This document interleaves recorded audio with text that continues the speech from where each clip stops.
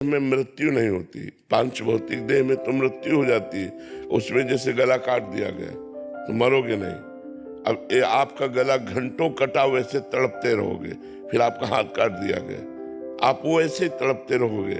आपका पेट फाड़, आपके 10 टुकड़े कर दिए गए, लेकिन आप मरोगे नहीं। वैसे ही आपको बड़ा भयंकर नरक का दंड, कोल्हू में पेरा जाता है, आग में पकाया जाता है, क्या क्या कष्ट होते हैं, भागवत में लिखा हुआ है। तो ये झूठा नहीं लिखा हुआ है, जो है वो परम सत्य है। अब जैसे जेल में क्या क्या सजा होती है, अब अपने को क्या पता, लेकिन जो जेल जा चुका है उसको पता है, या जो जेलर है उसको पता है क्या क्या दुर्गति होती है जो जेल में रहते हैं। तो नरक सार्वभौम जेल है, मतलब अनंत ब्रह्मांडों के प्राणियों का किए हुए पाप कर्म का वहां दंड मिलता है।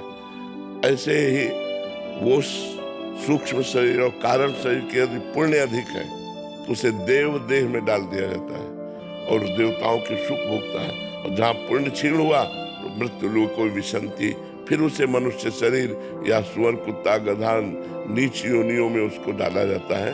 तो जो स्थूल शरीर है ये मृत्यु लोक में केवल मिलता है, पांच होते, अन्य जगह नहीं मिलता। नरक में यातना देह मिलता है, स्वर्ग में देव देह मिलता है, और भगवान को जब प्राप्त होता है तो भागवतिक देह मिलता है। जो भगवान का सच्चिदानंदमय देह है वही सच्चिदानंदमय देह प्राप्त होता है। तो 5 ज्ञानेंद्रियां, 5 कर्मेंद्रियां कितने हुए? 10। पंच तन्मात्रा, शब्द स्पर्श रूप रसगंध कितने हुए? 15। मन बुद्धि चित्त अहंकार कितने हुए? 19।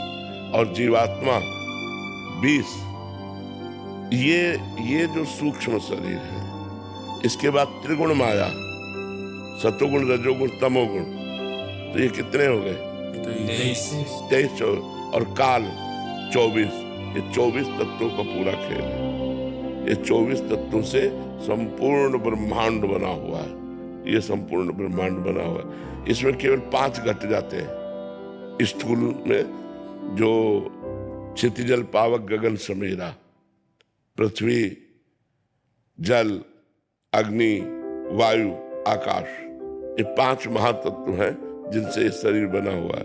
तो जब हमारी मृत्यु होती है तो केवल ये 5 तत्व हट जाते हैं, पर क्या शेष तत्व सब रहते हैं। फिर वो आगामी शरीरों को ग्रहण करके भोगते हैं। इसलिए हमें चाहिए कि भोगने वाले तो हम ही होंगे ना,